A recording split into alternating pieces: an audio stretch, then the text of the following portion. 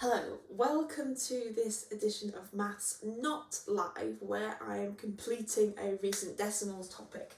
We have been calculating decimals through place value, adding, subtracting, multiplying, and I'm going to finish with a quick lesson on dividing with decimals. It's quite a complicated one, but the joy of me doing it not live is that I can do some modelling. You can pause it and rewind it when you want.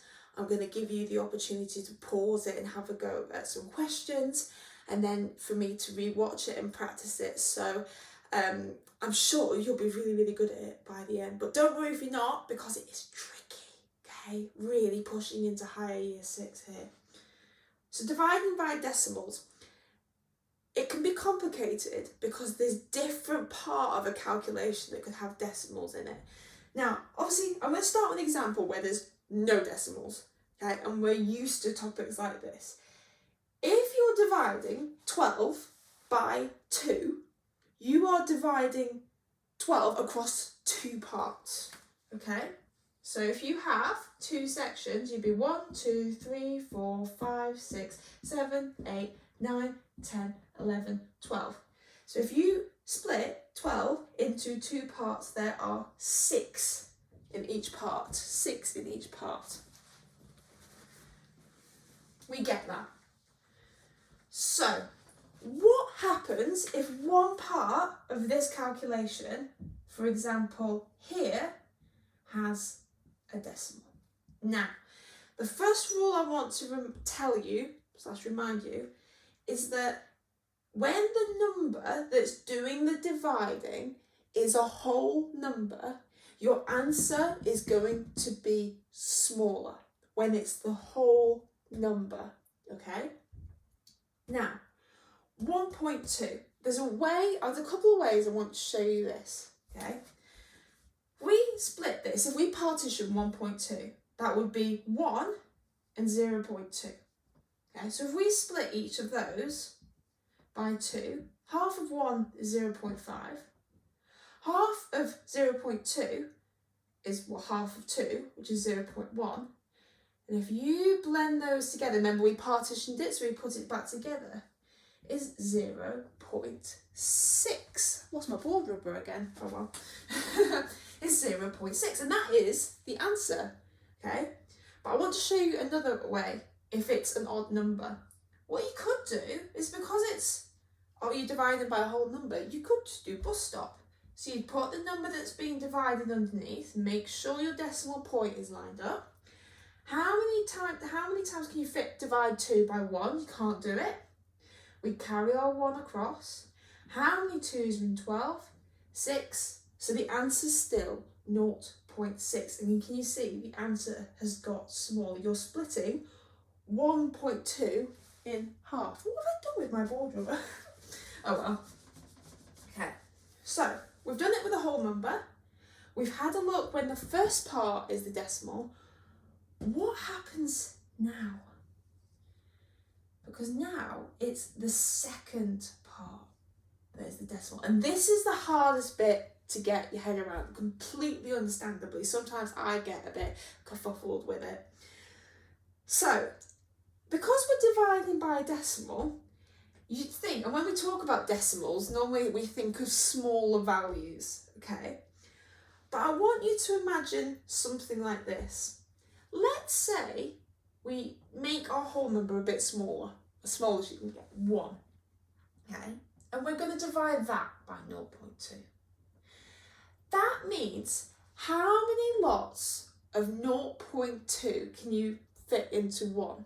Okay, so if I take one whole pizza and I split it into groups of 0.2, so there's one lot of 0.2, 0.2, 0.4, 0.6, 0.8, and then I need another lot of 0.2 to make it 1.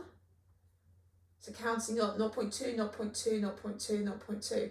So how many lots did we need to make 1? 5. Okay, you need 5 lots of 0.2 to make 1, and the answer's got bigger.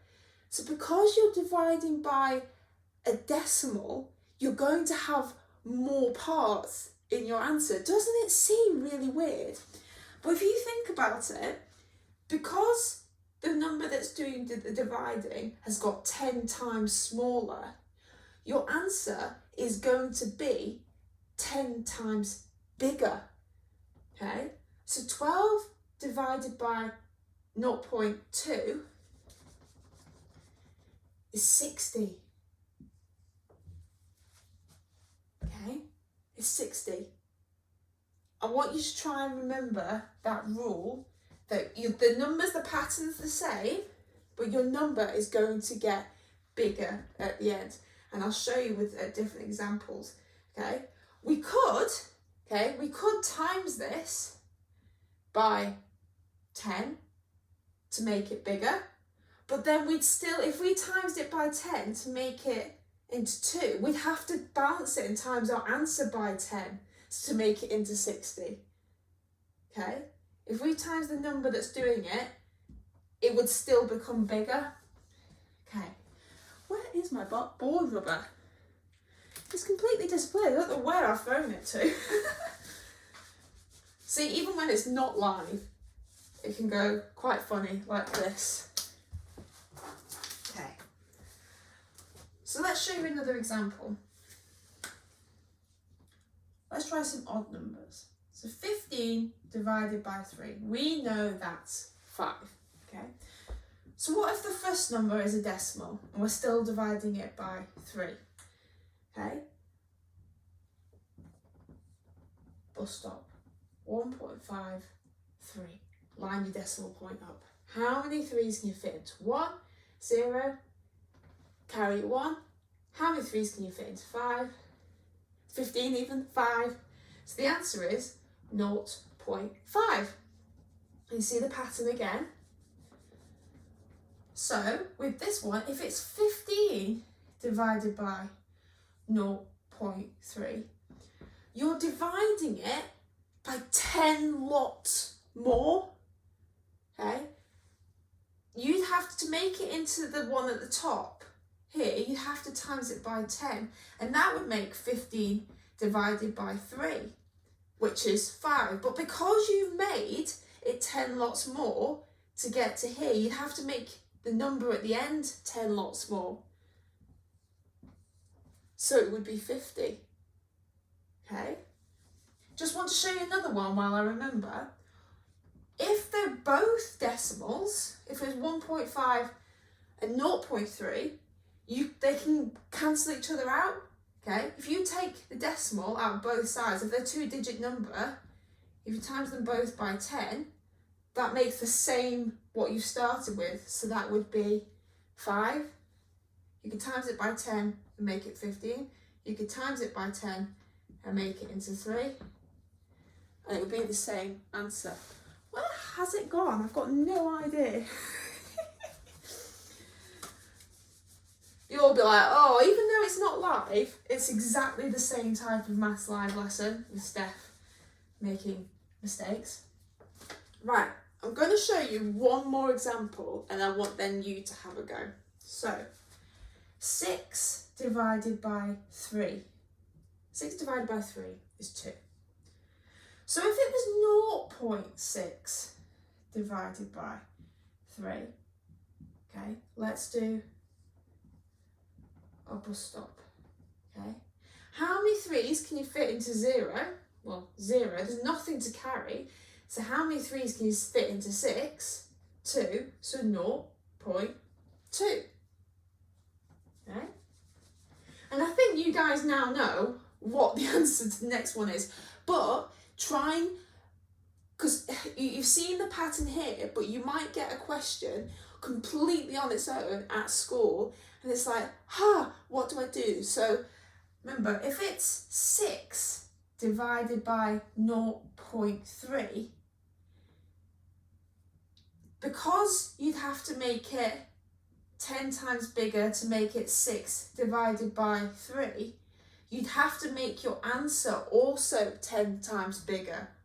Okay, because you've gone like that and divided by 10, your answer would have to be times by 10. so it's 20. Okay. And again, if it's 0.6 divided by 0.3, they sort of cancel each other out because they've got the same number of digits. And it'd be 6 divided by 3, which is 2. Right, it's your go. And I want you to be careful when I give you this question.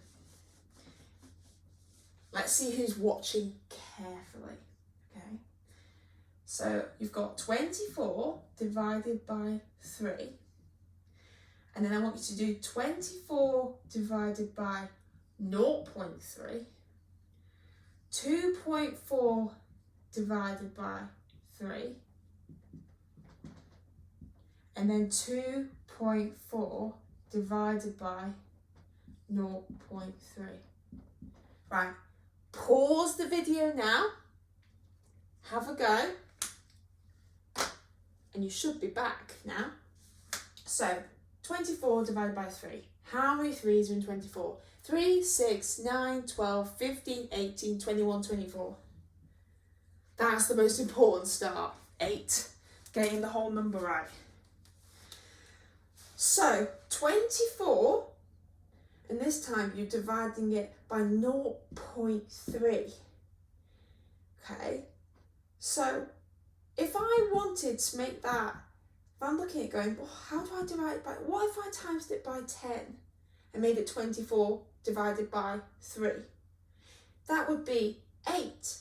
But because I times this number by 10, I'd have to times my answer by 10, so it'd be 80. Who spotted that I switched these around? I want to keep you on your toes. I didn't want to do it all in the same order. Okay. 2.4 divided by 3. 2.4. So you can't do that, can't fit. Carry the 2 over. How many 3s in 24? 0.8. And then for the last one, you could cancel them each other out. You can times them both by 10.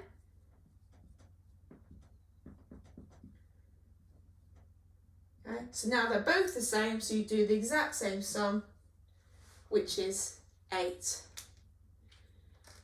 It's hard, especially, I think, this one, because it doesn't look natural that you're dividing by a smaller number to make a bigger answer.